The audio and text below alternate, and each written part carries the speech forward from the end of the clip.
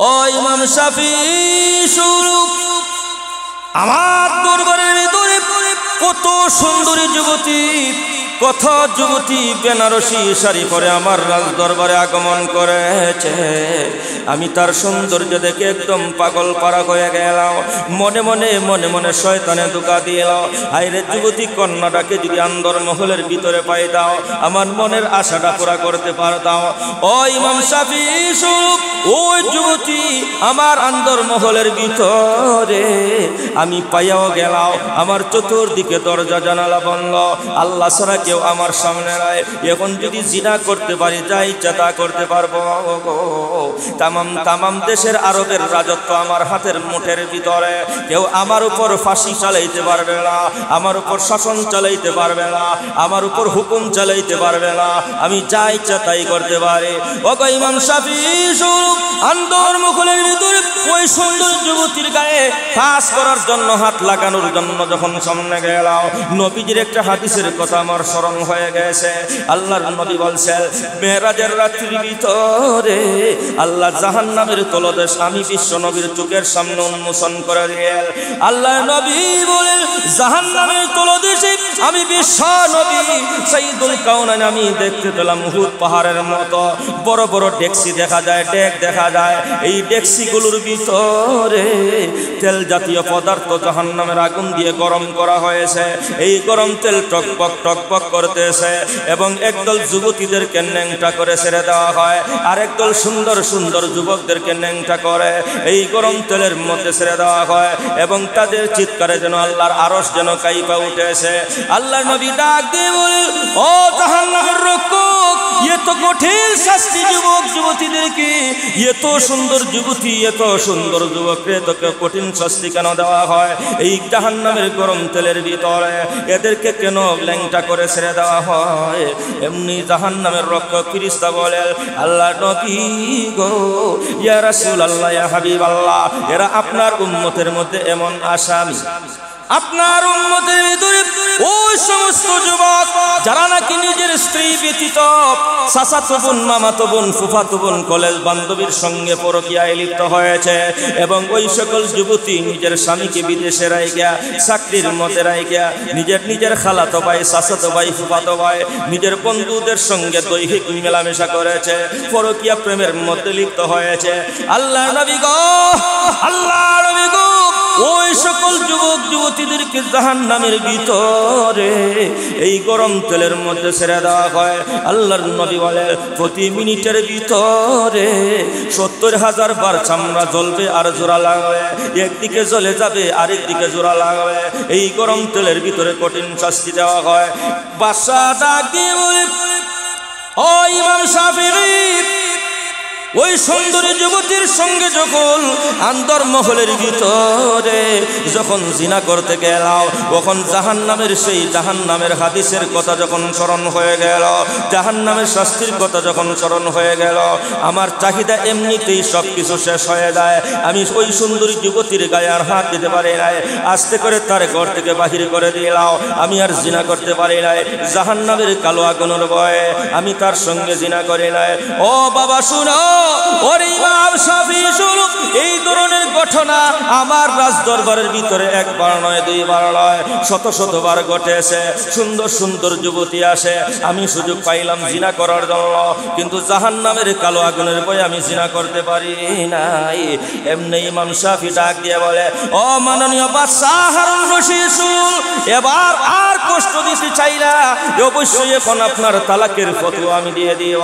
আপনি যা বলছেন যদি সত্য হয়ে থাকে, অবশ্যই অবশ্যই আপনার দেওয়া 3টা তালাকের মধ্যে একটা তালাকও আপনার বিবির উপর পতিত হয় নাই। বিসমিল্লাহির রহমানির রহিম। ওয়াল্লাযীনা হুম লিফুরুজিহিম হাফিজুন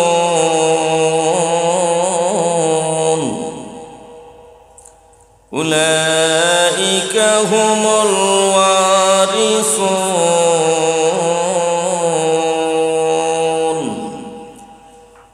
بارك الله لنا ولكم في القرآن العظيم ونفعنا وإياكم بالآيات والذكر الحكيم. وبالسند المتصل منا إلى الإمام الحافظ الحجة أمير المؤمنين في الحديث أبي عبد الله محمد بن إسماعيل بن إبراهيم بن المغيرة بن البردزبة الجعفي اليماني البخاري نفعنا الله بعلومه وفيوضه آمين يا رب العالمين.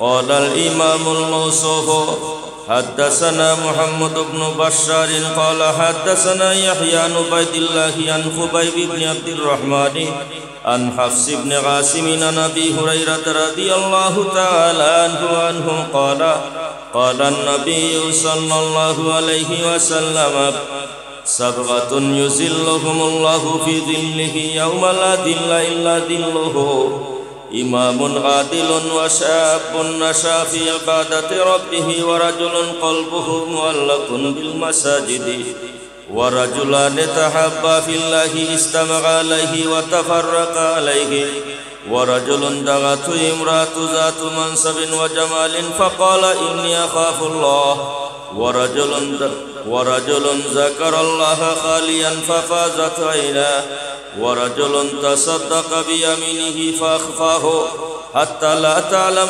شماله ما تنفق يمينه أو كما قال النبي صلى الله عليه وسلم.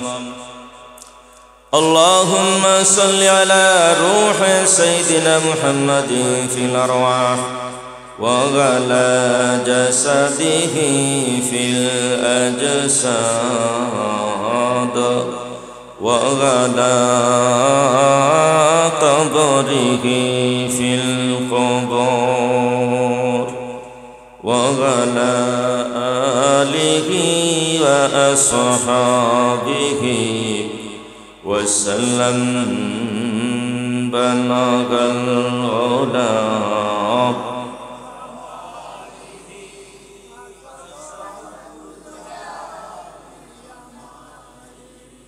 حسنت جميع خصاله صلى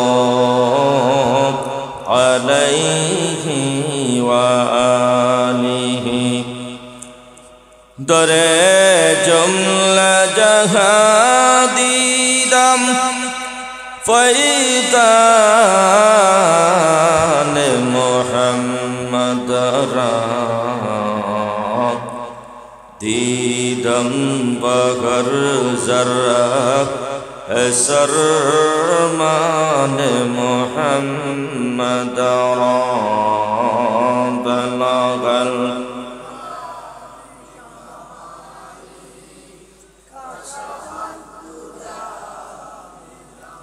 حسنت جميع خصاله صلى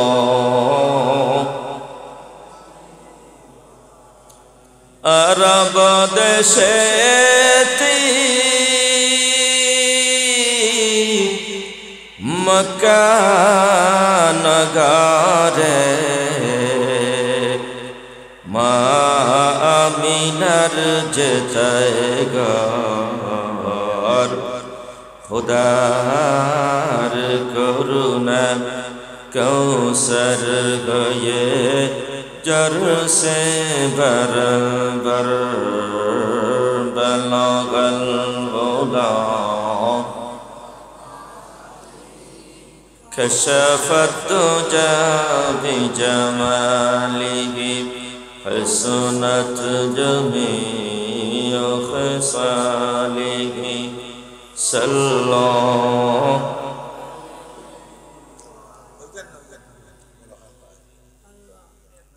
دل میرا تسخیر کیا ایک عربی نے دل میرا تسخیر کیا ایک عربی نے मक्की मदनी हाशिमिया मुत्तनबी है। आदम के लिए फख्र अली नसबी है, मक्की मदनी हाशिमिया मुत्तनबी है। ऐ ज़ाइर बैते नबवी याद रहे ये, ख्वाबी दयेगा रूह नबी गरबी है। आहिस्ता कदम नीचे निगाह पुस्ते सदा हो, बेक़ैदयेगा जुम्बुश लब बेअदबी है। मोहतरम सदर इजलास उपस्थित আমার পিতৃ সমতুল্য মুরব্বিয়ানে গাজাম, ইসলাম প্রিয় কোরআন প্রিয় তরুণ যুব সমাজ, আল্লাহ পাক রব্বুল ইজ্জত প্রত্যেকটা মানুষকে সতীত্ব দিয়েছেন, যেই সতীত্বটা যুবক যুবতী নিজে নষ্ট করে। এই সতীত্ব যদি পাক পবিত্র ফুত পবিত্র রাখতে পারে, তার বিনিময়ে ডাইরেক্ট জান্নাত। প্রত্যেকটা যুবক যুবতীর চরিত্র তার সতীত্ব রক্ষার বিনিময়ে একটু আওয়াজ দিয়ে বলেন কি, যে সরাসরি আল্লাহ পাক কোরআনের মধ্যে ডিক্লারেশন দিয়েছেন। এখন শর্ট পারসন সংক্ষিপ্ত প্রশ্ন ছিল, দুনিয়াতে জান্নাতের সার্টিফিকেট সরাসরি সার্টিফিকেট করা সম্ভব না সম্ভব না? আল্লাহর কোরআন উদাত্ত কণ্ঠে বলে যে সতীত্বের হেফাজত করব তার ঠিকানা জান্নাত। সুতরাং যে ব্যক্তি জীবনে কোনোদিন জিনা করছে না, পাপ কাজে লিপ্ত হইছে না, তার মধ্যে যদি ঈমান আমল বাকিগুলো থাকে, অন্য কোনো কেসে যদি ধরা না খায়, যার সতীত্ব সঠিক, আল্লাহর কোরআন চিরন্তন ভাবে ঘোষণা দিছে তার ঠিকানা জান্নাত। রাসূলের সহিহ বুখারী শরীফের ৭,৫০০০ হাদিসের মধ্যে ৬৬০ নম্বর হাদিসটা আমি আপনার সামনে তিলাওয়াত করছি। ৬৬০ নং হাদিসের মধ্যে আল্লাহর নবী বলেছেন, যে ৭ দল মানুষকে বিনা হিসেবে জান্নাত, আল্লাহর আরশ কুরসির নিচে এয়ার কন্ডিশনের মধ্যে যাদের হাসর হবে, এদের মধ্যে এক দল হলো ওই যুবক যুবতী যারা জিনার সুযোগ পাইছে, বদমাইশি জিনা করার সুযোগ পাইয়াও জিনা করে নাই, নিজের চরিত্র সংরক্ষণ করেছে। তার ঠিকানা আল্লাহর আরশের নিচে, আর আরশের ছায়ার নিচে যারা জায়গা পাবে তার ঠিকানা ডাইরেক্ট জান্নাত। পবিত্র কোরআনেও বলা হয়েছে, সহিহ বুখারীর ৬৬০ নম্বর হাদিসেও বলা হয়েছে। তাহলে বলেন যুবক, যদি চরিত্র সংরক্ষণ করতে পারেন, বিনা হিসেবে জান্নাত। আরবের সুপ্রসিদ্ধ একজন বাদশা ছিল, বাদশা হারুনুর রশিদ। উনি তামাম রাত্রিতে সারাদিন রাষ্ট্র পরিচালনা করার পরেও প্রতি রাত্রে কমসে কম ২০০ রাকাত নফল নামাজ পড়তেন। তাইলে উনি বর্তমান যুগের রাজা বাদশার মতো ছিল।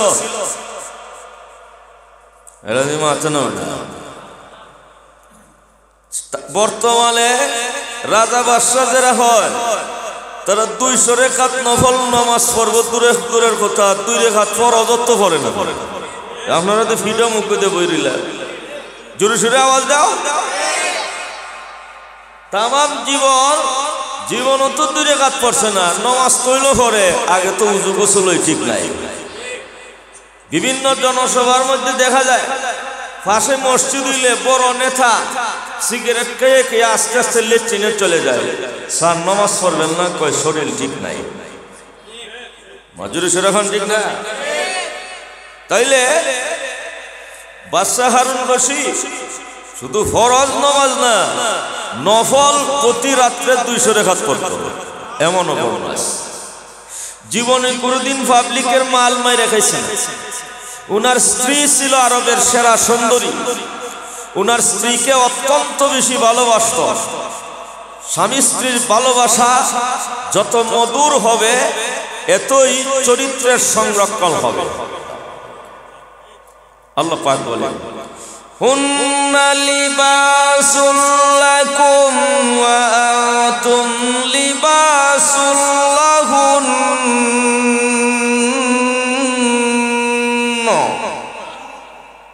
আল্লাহ পাক বলেন, স্ত্রী হইল স্বামীর জন্য পোশাক, আর স্বামী হইল তার স্ত্রীর জন্য পোশাক।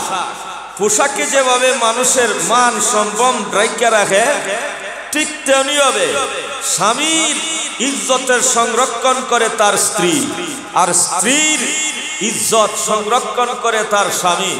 যেভাবে পোশাকে নিজের সম্ভ্রম ইজ্জত ঢাইকা রাখে, নিজেকে বেইজ্জতি লাঞ্ছনা থেকে বাঁচায়, ঠিক তেমনি ভাবে স্ত্রীও তার স্বামীরে আফতে বিপদে যাইয়া লাঞ্ছিত হওয়া, বেইজ্জতি হওয়ার থেকে স্ত্রী বাঁচায়, জিনা থেকে বাঁচায়, স্বামীরেও স্ত্রীকে বাঁচায়।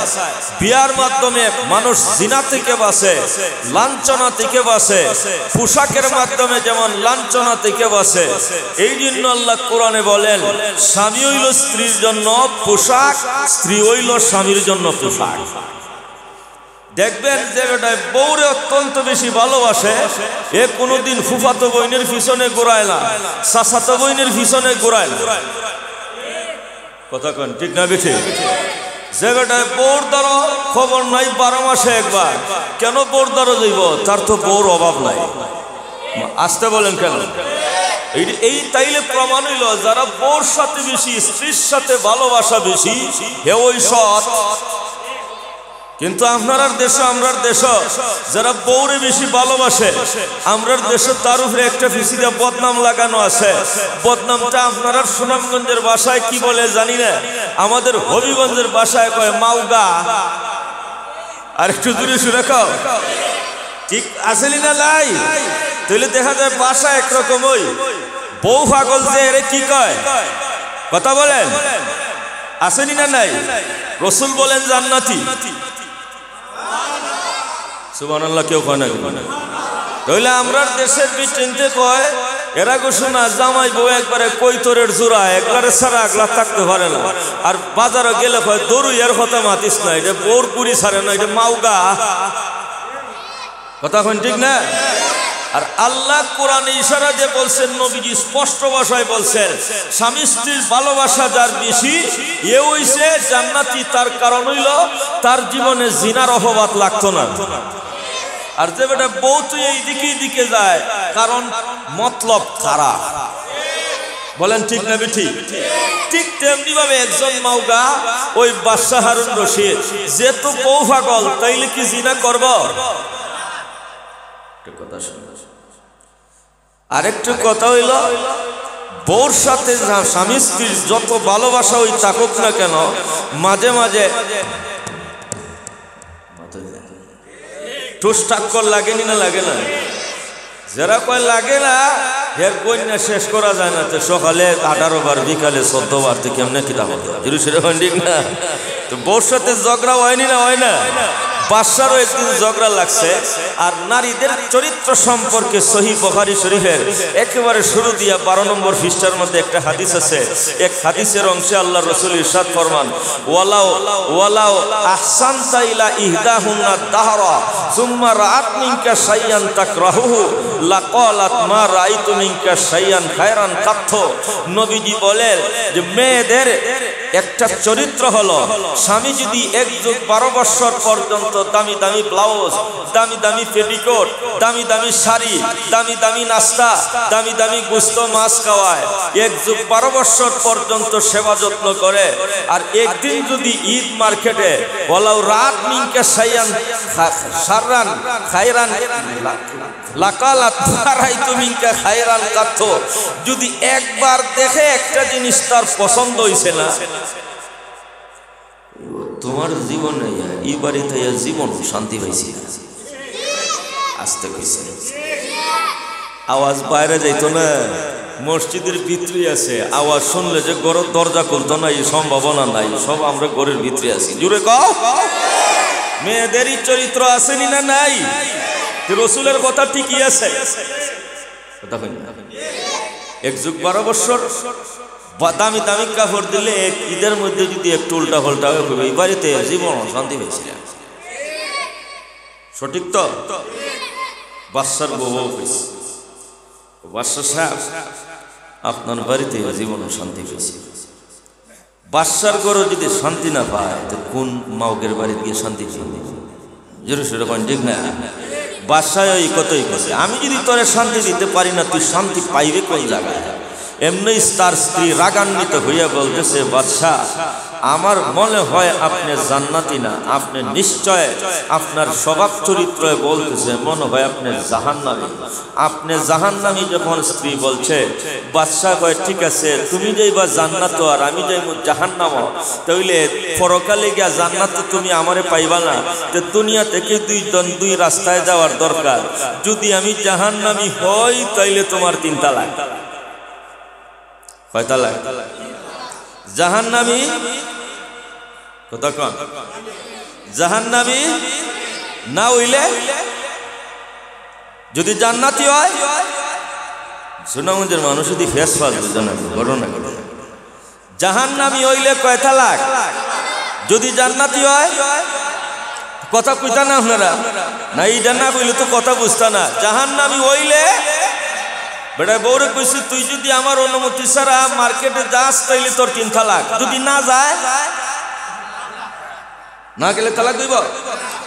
যদি আমি জাতি আমার জাহান্নামী কইছস, যদি জাহান্নামী ওই তাইলে তোর, তাইলে আপনারা কই তালাক কি ডাইরেক্ট কইব না ঘুরাইয়া?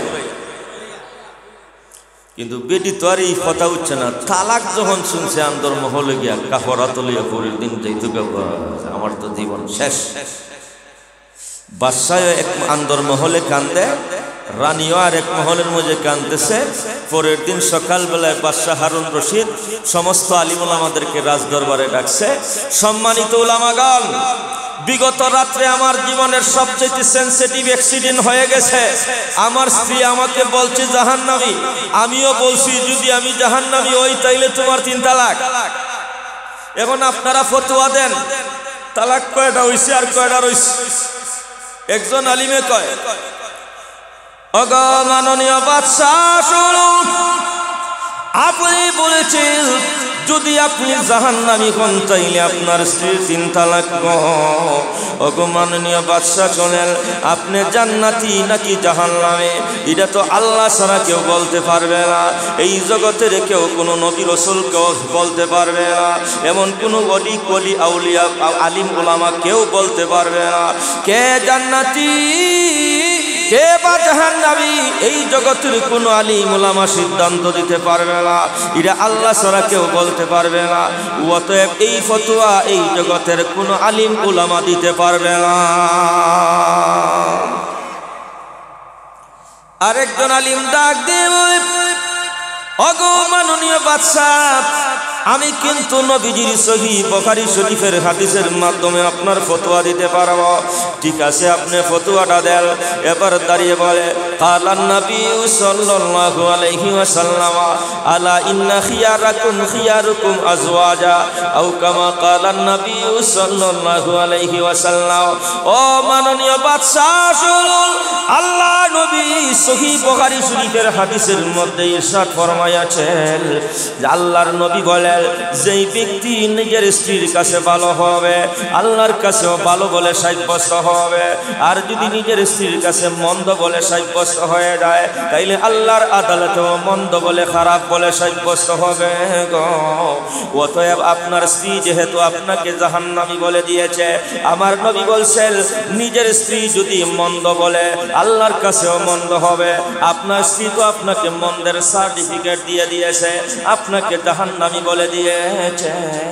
অগমাননীয় বাদশাহ শুনুন, আল্লাহ নবীর হাদিস অনুসারে আপনার স্ত্রী কয় তালাক হবে এটা তো হাদিসের মধ্যেই সমাধান হয়ে গেছে গো। নবী বলছেন বউ যদি বলে ভালো আল্লাহর কাছে ভালো, বউ যদি বলে মন্দ আল্লাহর কাছে মন্দ। আপনার বিবি আপনাকে মন্দের সার্টিফিকেট দিয়েছে, অতএব আল্লাহর কাছেও মন্দ, আপনি আল্লাহর কাছেও জাহান্নামী। বউর কাছে যেমন জাহান্নামী আল্লাহর কাছেও জাহান্নামী। অতএব আপনার দেওয়া 3টা তালাক আপনার বিবির উপর পতিত হয়ে গেছে।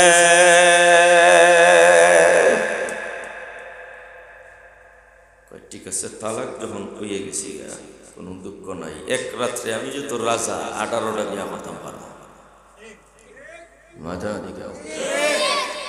কিন্তু মোল্লাইতে মাঝখানে আমারে জাহান্নামী কইছে, কথা কই না কেন?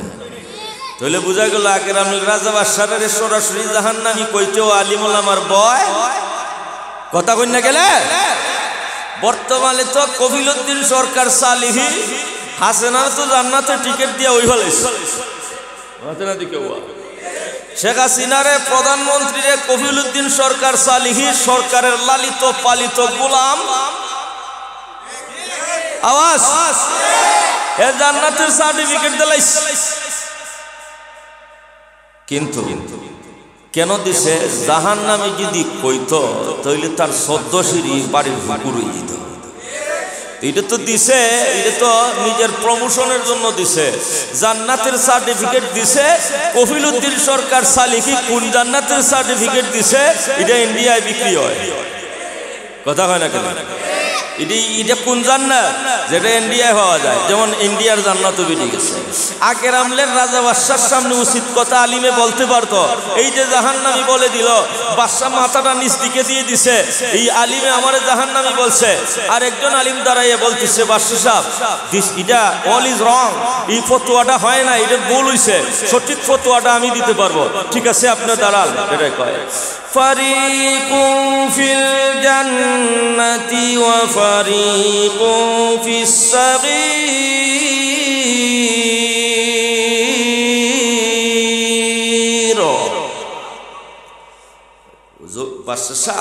আল্লাহ কোরআনে বলছেন একদল হইব জান্নাতি আর একদল জাহান্নামী। তো ফয়সালাটা তো দুনিয়াত না, ফয়সালা হবে হাসরের মাঠে। অতএব আপনার স্ত্রী কয় তালাক কইছে এটা হাসরের মাঠে ফতোয়া দিবে। কোন জায়গা? বাদশাহ কই কি করে বউর তো দরকার এখন মাথেন না দিয়ে আপনারা হাসরের মাঠে তো জামাই বউ দেখলে এমনি দৌড় দিব, কথা কোন ঠিক না?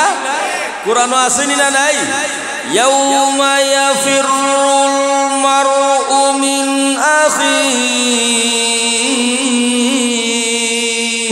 ওয়া উম্মিহি ওয়া আবিহি ওয়া সাহিবাতিহি ওয়া বানিহি। ফুতে বাপরে দিকে দৌড় দিব, জামাইয়ে বউরে দেখলে দৌড় দিব। কেউ কোনো আত্মীয় স্বজন কাসবি।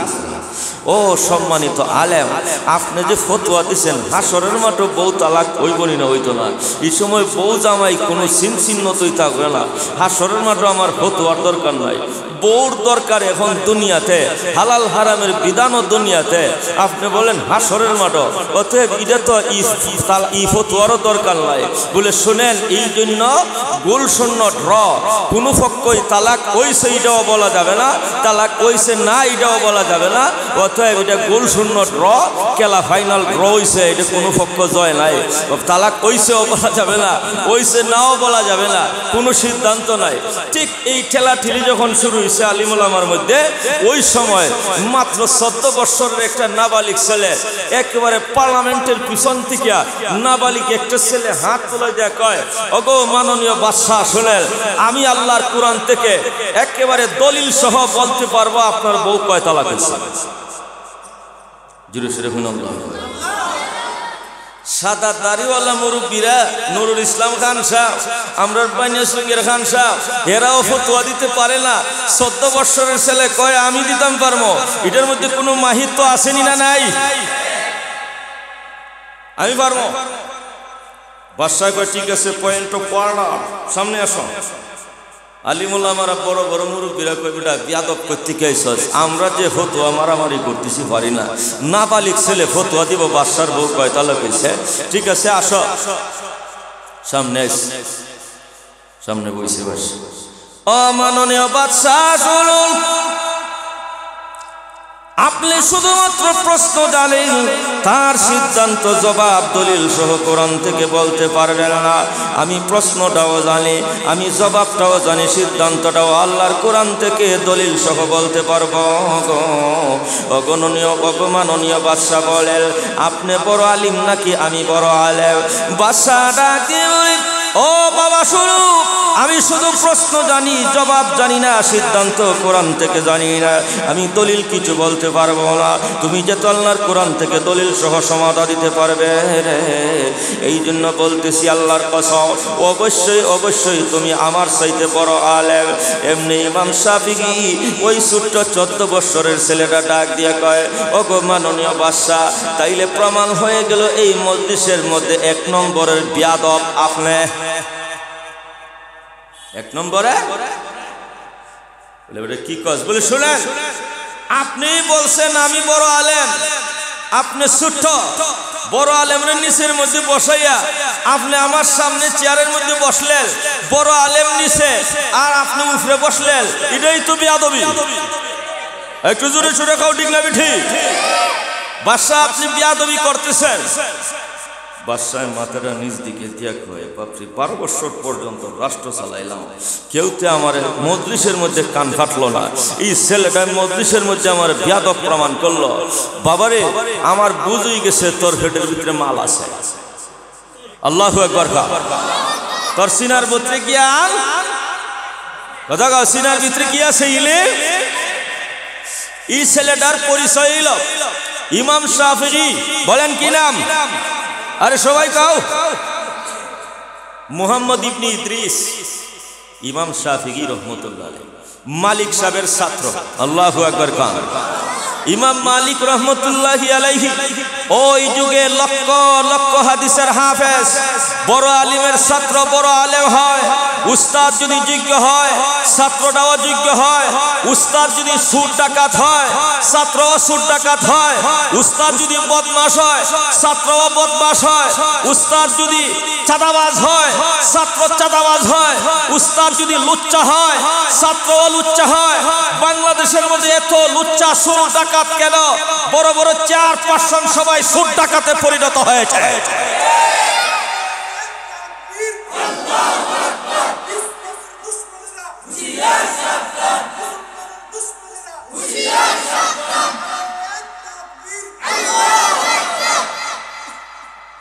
সুদ ডাকাত আপনার দেশে কম না বেশি? কিরে বাবা তুইও মাল মারস? আমি মারছি দেখিয়েছি। উস্তাদে মারছে 250 বস্তা, আমি মাত্র 10 বস্তা মারছি দেখিয়েছে গেছে। এ সনদ পাইছে কই দিকে? কথা কয় কই থেকে পাইছে? উস্তাদ থেকে পাইছে। উস্তাদ নষ্ট, উস্তাদ সুর, উস্তাদ বদমাশ। এই জন্য তাম দেশ লুচ্ছা বদমাশ আর সুদ ডাকাতে পড়ে গেছে। উস্তাদ ভালো, ছাত্র ভালো।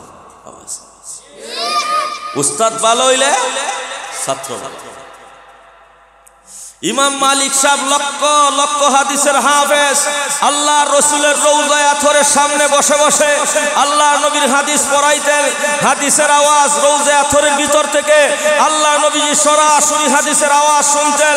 যদি দিনের বেলায় পড়াইতে সময় কোনো একটা হাদিসের শব্দ ভুল বলতেন, রাত্রে বেলায় স্বপ্নে দেখতেন, আল্লাহ রসুল বলতেন, এই মিয়া অমুক জায়গায় ভুল করেছে, জোরে সোরে প্রাণ খুলে বলেন আল্লাহু আকবার। আল্লাহর রাসূলের সাথে ইমাম মালিক সাহেবের সম্পর্ক আসেনি না নাই? এইলো এক অবস্থা। আর এক অবস্থা হইল মদিনার সিটির ভিতরে কোনোদিন প্রস্রাব পায়খানা করেন নাই। মদিনার ইমাম, মদিনায় জন্ম, মদিনায় বড় হয়েছে ইমাম মালিক, লক্ষ লক্ষ হাদিসের হাফেজ, কিন্তু আল্লাহর রাসূলের এত বড় প্রেমিক ছিল, মদিনার সিটির ভিতরে কোনোদিন প্রস্রাব পায়খানা করে নাই। বয়োবৃদ্ধ হয়ে গেছে, তারপরে উটের উপর বসতে পারে না, গোড়ার উপরে বসতে পারে না, কোন রকম দুইরা গোড়ার উপর সর হইয়া মদিনার সিটি পার হইয়া পাহাড় পর্বত পার হইয়া অনেক দূরে গিয়ে প্রস্রাব পায়খানার স্বার্থ খাদিমে জিজ্ঞেস করে, হুজুর আপনি দুর্বল হয়ে গেছেন, আপনি গোড়ার উপর বসতে পারেন না, এই অবস্থায় আপনি কেন এত দূরে যান? ওই ইমাম মালিক সাহেব রহমতুল্লাহি আলাইহি বলেছিল, বাবারে শোনো, মদিনার সিটির ভিতরে যেই বিশ্বনবী সাইয়্যিদুল কাউনাইন শায়িত আছে, ওই মাটির মর্যাদা আল্লাহর কাছে আরশ কুরসির চাইতে বেশি। ওই মাটিতে আমি প্রস্রাব পায়খানা করতে পারি না। এত বড় নবী প্রেমিক ছিল। উস্তাদ যদি ভালো হয়, ছাত্র ভালো। কথা খাও। উস্তাদ যদি ভালো হয়, গেছে ইমাম শাফি সাহেব মাত্র 10 বছর, ইন্টারভিউ নিব তোমার, উস্তাদের কাছে গেছে, যে উস্তাদ কি শোনাইতে পারবা, কি ইন্টারভিউ নিবেন বলেন। ইমাম শাফি রহমতুল্লাহ আলাইহি 10 বছরের ছেলে, ইমাম মালিক সাহেব লক্ষ হাদিসের হাফেজ, বলতেছে কি পারো? বলে আপনার লিখিত কিতাব মুয়াত্তায়ে ইমাম মালিক দৌরা শরীফে, আপনার দৌরায়ে হাদিসের মধ্যে পড়ানো হয়, আপনারা শুধুমাত্র চিনেন বুখারী শরীফ দুনিয়ায় জন্ম নেওয়ার আগে তাম বিশ্বের বিশ্বনন্দিত হাদিসের কিতাব ছিল মুয়াত্তায়ে ইমাম মালিক সাহেবের সেই মুয়াত্তা। এই 10 বছরের ছেলেটা ইমাম মালিক সাহেবের সামনে ওনার লিখিত হাদিসের কিতাব শুরু থেকে শেষ পর্যন্ত এক পায়ে দাঁড়াইয়া মুখস্থ শোনায় দিছে। ছোট আলেম না বড় আলেম? ছোটবেলায় ওই বড় আলেম না, ছোট আলেম না বড় আলেম?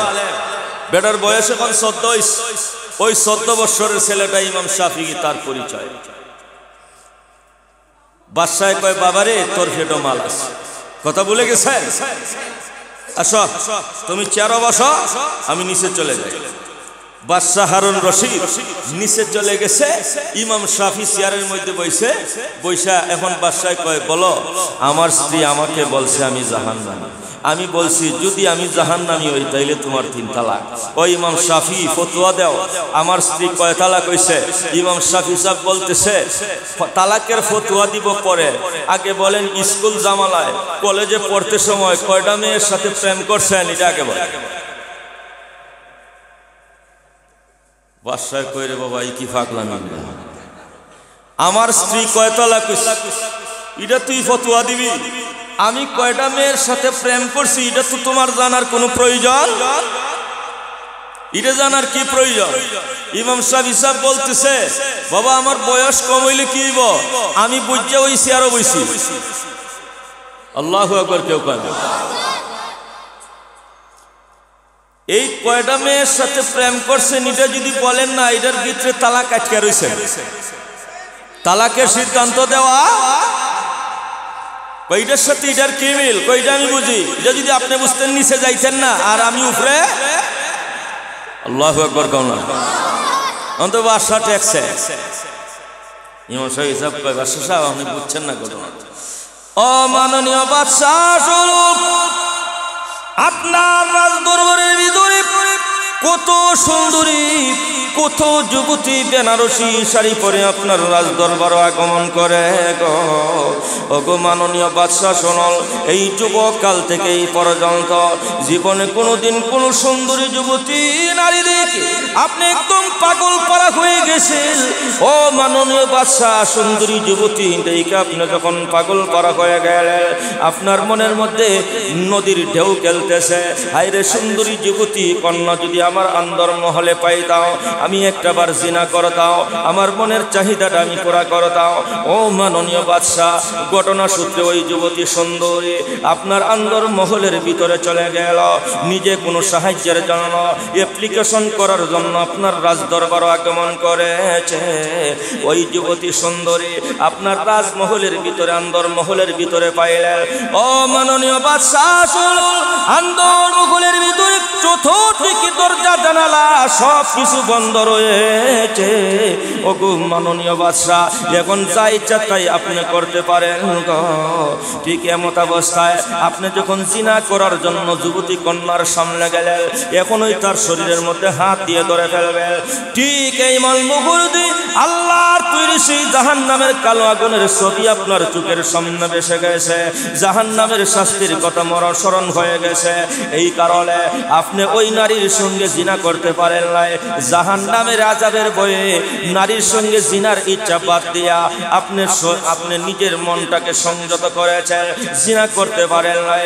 মাননীয় বাদশাহ গো, এই ধরনের ঘটনা আপনার জীবনে কোনোদিন ঘটছে কিনা বলতে হবে। বাদশাহ কইরে ফুল, এখন তো আমার একবারে কলজার ভিতরে হাত ঢুকাই গেছিস। এই যে কথা কইছস, এটা তো জীবনের সিক্রেট ব্যাপার, কথা কয় না কেন? এটা কি বড় মজলিসে কওয়া যায়?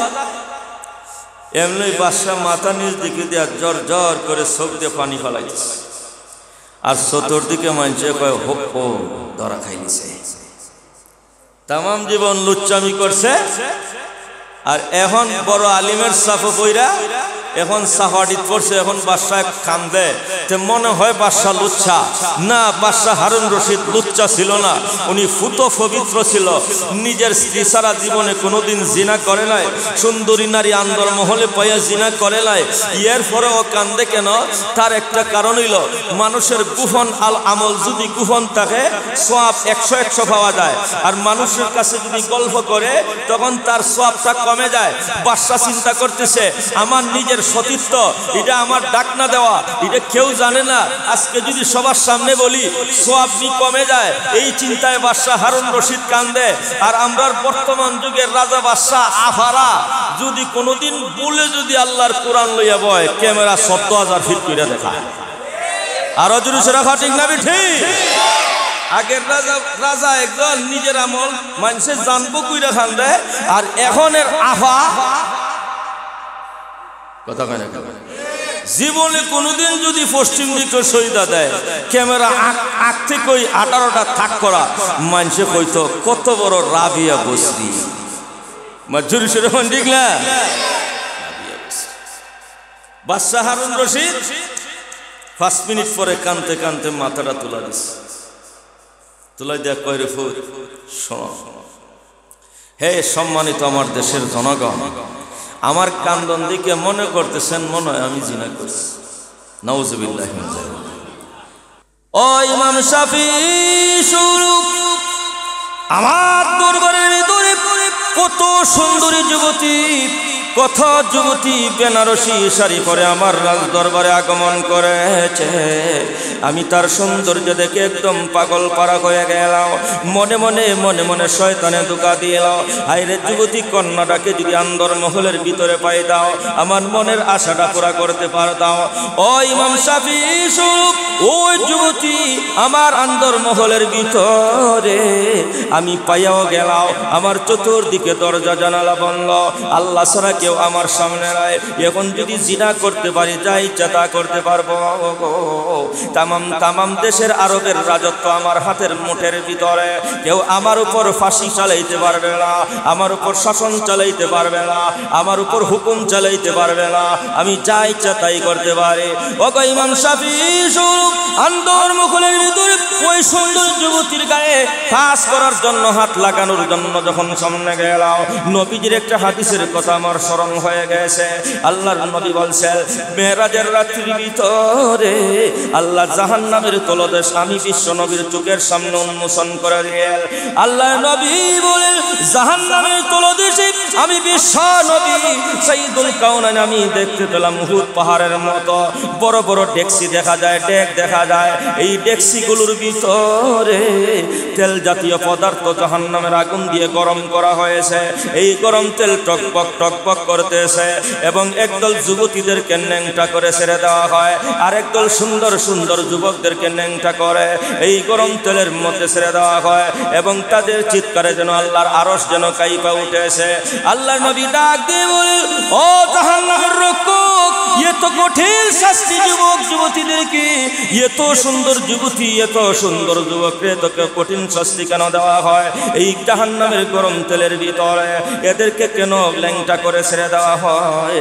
এমনি জাহান্নামের রক্ষক ফেরেশতা বলেন আল্লাহ নবী গো, ইয়া রাসূলুল্লাহ, ইয়া হাবিবাল্লাহ, এরা আপনার উম্মতের মধ্যে এমন আসামি, আপনার উম্মতের ভিতরে ওই সমস্ত যুবক যারা নাকি নিজের স্ত্রী ব্যতীত চাচাতো বোন, মামাতো বোন, ফুফাতো বোন, কলেজ বান্ধবীর সঙ্গে পরকীয়ায় লিপ্ত হয়েছে এবং ওই সকল যুবতী নিজের স্বামীকে বিদেশে রাইগা চাকরির মধ্যে রাইগা নিজের খালাতো ভাই, চাচাতো ভাই, ফুফাতো ভাই, নিজের বন্ধুদের সঙ্গে দৈহিক মেলামেশা করেছে, পরকীয়া প্রেমের মধ্যে লিপ্ত হয়েছে।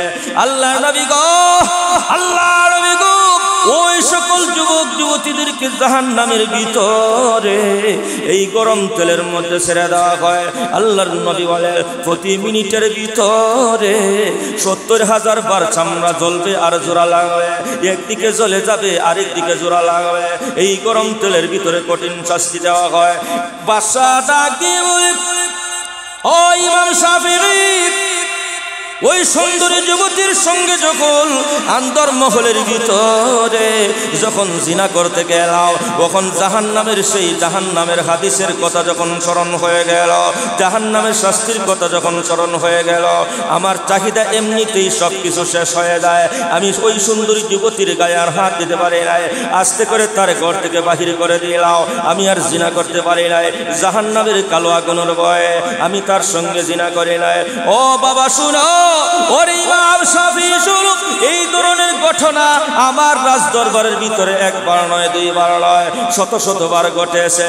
সুন্দর সুন্দর যুবতী আসে, আমি সুযোগ পাইলাম জিনা করার জন্য, কিন্তু জাহান্নামের কালো আগুনের ভয়ে আমি জিনা করতে পারি নাই। এমনি ইমাম শাফিঈ ডাক দিয়ে বলে ও মাননীয় বাদশাহ হারুন রশিদ, এবার আর কষ্ট দিতে চাই না, অবশ্যই এখন আপনার তালাকের ফতোয়া আমি দিয়ে দিব। আপনি যা বলছেন যদি সত্য হয়ে থাকে, অবশ্যই অবশ্যই আপনার দেওয়া 3টা তালাকের মধ্যে একটা তালাকও আপনার বিবির উপর পতিত হয় নাই। তালাক যখন হইছে না খুশি না বেজার? একটু আওয়াজ দিয়ে কয়। আমি এক মুফতি, আমার এগুলো উঠবার আগে এখন তো সাদা হওয়া ধরছে, এগুলো যে সময় আসিল না খুব দেরিতে দাঁড়িয়ে উঠছে, ইফতা ফইরা মুফতি হাদিস পড়াইতেছি, এর 2-4 বছর পরে এগুলা উঠছে। এগুলা উঠবার আগ থেকে আমি ফতোয়া লিখি, তালাকের ফতোয়া মনে হয় 2-4 ফা লিখব আমার। তো তালাক দিয়ে আইসা কয় হুজুর এই সেই যা কিতা কইলাম নাই, যদি কই যে তালাক হইছে না তখন ঠেহাও দিব, মিষ্টিও দিব, আর যদি হই তালাক হইছে তো ফিসটা যে খরচ হইছে ফিসটাও দিতে পারি না। ঠিক না? তালাক কইলে ফিসও দিতে, এটা এখন তালাক হইছে না খুশি না বেজার? আপনারা তো মাতুন না, আপনারা বাদশার বউ তালাক হইছে, একটু জুড়ে খাল 3 তালাকের একটাও। এখন 14 বছরের ছেলে চেয়ারও বইছে, বুড়া বুড়া বেটাইন যে বড় বড় আলিম আরো নিচের চেয়ারের মধ্যে আছে, তারা শৈল্য বাঁচবো না। এই ভূত কি তালাক দিস, কি ফতোয়া দিছাস? জিজ্ঞাসা বাদশাহ সুযোগ পাইয়া জিনা করছিনি, বাদশার চরিত্র ভালো নি, বাদশাহ কইছে চরিত্র ভালো। বাদশাহ বলতেছে জিনার সুযোগ পাইয়াও জাহান্নামের কালো আগুনের ভয়ে জিনা করছে না। মানলাম বাদশার চরিত্র ভালো, চরিত্র ভালো, তালাক হইছে না। চরিত্রের সাথে তালাকের মশলার কি মিল? এর থেকে কই আগরতলা আর কই উগারতলা? বাদশার চরিত্র ভালো, এই জন্য তালাক হইছে না। তুমি এটা কি বুঝা তালাকের ফতোয়াটা দিলা? বাদশার চরিত্র ভালোর জায়গা ভালো আছে, তালাক দিছে, তালাক হইতো না কেন? এটা তো আমরা বুঝলাম না। ইমাম শাফিঈ, আমি আগেই বলছি, উস্তাদ যদি বড় হয় ছাত্র ছোট হয় না বড় হয়? একটু জুড়ে সুরে আওয়াজ দেন। উস্তাদ যদি যোগ্য হয় ছাত্র কি হয়? উস্তাদটা কত বড়? ইমাম মালিক 6 লক্ষ হাদিসের হাফেজ। উস্তাদ বড়, ছাত্র ছোট নাকি? তখন কয় শোনো, আমি না বুঝেছি আর অবশ্যই অবশ্যই এর দলিল আমি আল্লাহর কোরআন থেকে দিব। সুবহানাল্লাহ, জুরে সুরে কোন দলিল ছাড়া বলছি না। আল্লাহর কোরআনে বলছে বাদশার বউ তালাক হইছে না। জুরে সুরে কোন আল্লাহ কোরআনও আছে বাদশার বউ তালাক হইছে না। এটা কেমনে কয় শুনেন। ওয়াল্লাযীনা হুম লিফুরুজিহিম হাফিজুন।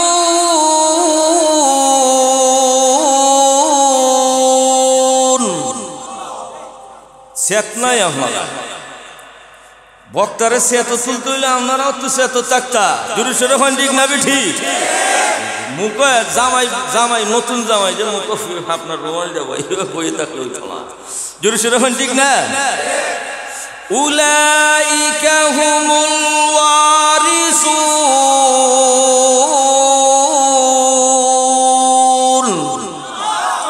আল্লাযীনা ইয়ারিথুনাল ফিরদাউস ওয়া হুম ফিহা খালিদুন।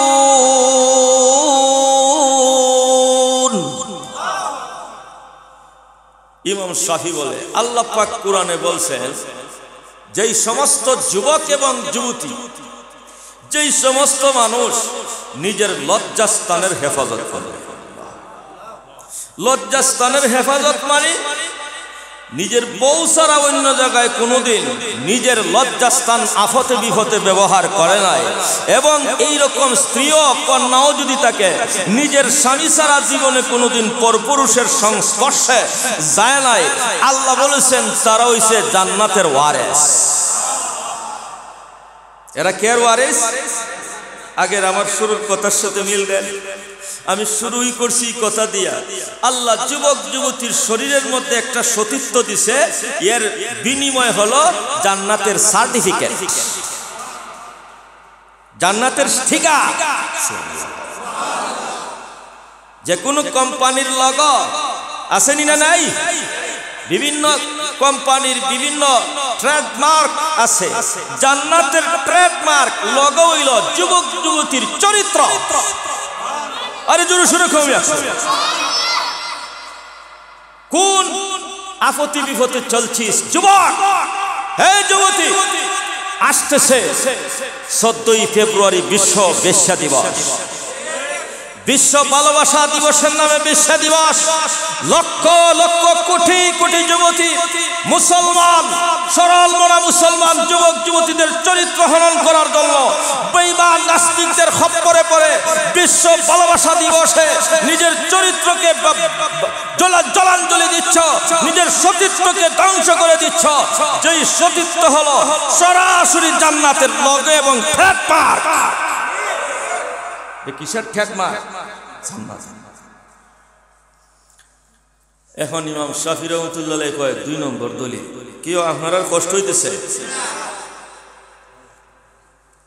ইমাম শাফি কয় শোনেন, ওয়া আম্মা মান খাফা মাকামা রাব্বিহি ওয়া নাহান নাফসা আনিল হাওয়া ফাইন্নাল জান্নাতা হিয়াল মাওয়া। ইমাম শাফি ডাক দিয়ে আল্লাহ রাব্বুল আলামিন পবিত্র কালামে ডাইরেক্ট ডিক্লারেশন দিয়েছেন, যেই সকল যুবক যুবতী মানুষ খাফা মাকামা রাব্বিহি, আল্লাহর আদালতের কাঠগড়ায়, আল্লাহর আদালতের সামনে আসামির কাঠগড়ায় একদিন দাঁড়াইতে হবে রে, নিজের জীবন যৌবনের হিসাব দিতে হবে। এই কথাটার ভয় যাদের সিনার ভিতরে রয়েছে এবং এই কথার ভয় থাকার কারণে নাহান নাফসা আনিল হাওয়া, নিজের চরিত্রটাকে জিনা থেকে সংরক্ষণ করেছে, সমকামিতা থেকে নিজের জীবনটাকে রক্ষা করেছে। এই জীবনের ভিতরে জীবনে কোনোদিন পরনারীর সংসারের সাথে নিজে কোনোদিন পরকীয়ার মধ্যে লিপ্ত হয় নাই, নিজের চরিত্রটাকে কলুষিত করে দেয়, ফুতো পবিত্র রেখেছে, ফুলের মতো পবিত্র রেখেছে।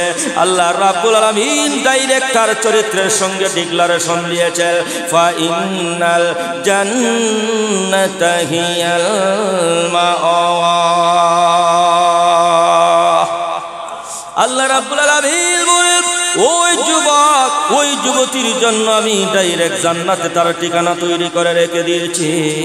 আমার বন্ধুগণ, আমার যুবক বন্ধুগণ, আমার যুবক বন্ধুগণের সকলের হাতে ধরে পায়ে ধরে বলে যায়, নিজের চরিত্রটাকে যদি সংরক্ষণ রাখতে পারো, আল্লাহ অবশ্যই ওলি না বানাইয়া কবরে পৌঁছাবে না, আল্লাহ জান্নাতের সার্টিফিকেট না দিয়া মওত দিবে না। ও যুবতী, ও যুবক ভাইরা শুনো, নিজের চরিত্রটাকে সংরক্ষণ করো রে, কারণ চরিত্রের বিনিময়ে আল্লাহ জান্নাত দিয়ে রেখেছেন। এখন ইমাম শাফি ডাক দিয়া কয়, ও সম্মানিত উলামাগণ শোনো রে, আমি বাদশাকে জিজ্ঞেস করেছিলাম বাদশার চরিত্রটা ভালো না মন্দ। বাদশা বলতেছে জিনার সুযোগ পাইছে, সুন্দরী রমণী পাইল, আন্দর মহলের ভিতরে পাইল, কিন্তু তারপরও জিনা করে নাই। আমি বলতেছি না, আল্লাহর কোরআন ডাক দিয়ে বলে জিনার সুযোগ পাইল, সুন্দরী নারী নিজের রুমের ভিতরে কামরার ভিতরে পাইল, এরপরেও জিনা করল না। আল্লাহর কোরআন বলতেছে ফাইনাল জান্নাতা হিয়াল মাওয়া। অতএব আল্লাহর কোরআন দিয়ে দলিল দিয়ে প্রমাণ হলো বাদশা হারুন রশিদ হইল জান্নাতি। বাদশা বলছিল জাহান্নামী হইলে বলে লিছে, বলেন বলেন কি বললে? জাহান্নামী হইলে, জাহান্নামী না হইলে বলেন, জাহান্নামী না হইলে। বাদশায় আন্দর্ম হলো, সুন্দরী নারী পাইছে, সাজানো গোছানো, ইচ্ছা করলে কুকাম করতে পারে, করে নাই। আল্লাহ বলে জান্নাতি। কে বলছে জান্নাতি? যার জীবনে, যেই যুবক যেই যুবতীর জীবনে এক কামরার ভিতরে দরজা লক করা অবস্থায় কোন পরপুরুষের সঙ্গে এসে এমন কোন যুবক যুবতী এই সুযোগেও জিনা করে নাই, আল্লাহর কোরআন বলে জান্নাতি। বাদশা সুযোগ পাইয়া জিনা করে নাই, তারপর এর দ্বারা প্রমাণ হলো বাদশা হারুন রশিদ জান্নাতি। বলছে জাহান্নামে হইলে 3 তালাক, বাদশা তো কোরআনে কয় জান্নাতি। দেয়ার ইজ নো তালাক। তালাক বলেন, তালাক কেন হইতো না? বাদশার চরিত্র বলেন। আল্লাহ বলছে যে সুযোগ পাইয়া জিনা করে নাই তার ঠিকানা কোন জায়গায়? আসতে বলেন কেন? وبالسند المتصل منا إلى الإمام الحافظ الحجة أمير المؤمنين في الحديث أبي عبد الله محمد بن إسماعيل بن إبراهيم بن المغيرة بن البردزبة الجوفي اليماني البخاري رحمه الله نفعنا الله بعلومه وفيوضه آمين يا رب العالمين. قال الإمام الموصوف حدثنا محمد بن بشار قال حدثنا يحيى بن عبيد الله عن قبيب بن عبد الرحمن عن حفص بن عاصم عن أبي هريرة رضي الله تعالى عنهم قال النبي صلى الله عليه وسلم سبعة يظلهم الله في ظله يوم لا ظل إلا ظله إمام عادل وشاب نشأ في عبادة ربه ورجل قلبه معلق بالمساجد ورجلان تحابا في الله اجتمع عليه وتفرق عليه ورجل دعته امرأة ذات منصب وجمال فقال إني أخاف الله ورجل ذكر الله خاليا ففاضت عيناه ورجل تصدق بيمينه فأخفاه حتى لا تعلم شماله ما تنفق يمينه أو كما قال النبي صلى الله عليه وسلم. সহিহ বুখারী শরীফ 1 নম্বর খণ্ড 91 নম্বর পৃষ্ঠা 660 নম্বর হাদিস সহিহ বুখারী শরীফের প্রায় ৭,৫০০ হাদিসের মধ্যে একটা সহিহ হাদিস আমরা শুনলাম, সনদ সহ পাঠ করছি। তার কারণ হইল আল্লাহ যাতে আমরারে বরকত দেন। সনদ সহ শুনলাম, আল্লাহ যাতে আমাদের সকলকে সকল শ্রোতাকে সহিহ বুখারী শরীফের ছাত্র হিসেবে কবুল করেন। সবাই বলেন আমিন। যে বেজার হইছেন আপনারা, জীবনে কোনোদিন মাদ্রাসার বারিন্দা তো গেছেন না, হাদিসের ক্লাসও বইবা তো দূরের কথা, জীবনে কোনোদিন স্বপ্ন অনেকে দেখছি না হাদিসের ক্লাস। এখন আমরা যদি একটা হাদিসের বুখারী শরীফের ছাত্র হইতাম পারি, খুশি না বেজার? যাইবা কেউ সহিহ বুখারী শরীফের ছাত্র আমরা, আল্লাহ তুমি কবুল করো। সবাই কই আমিন।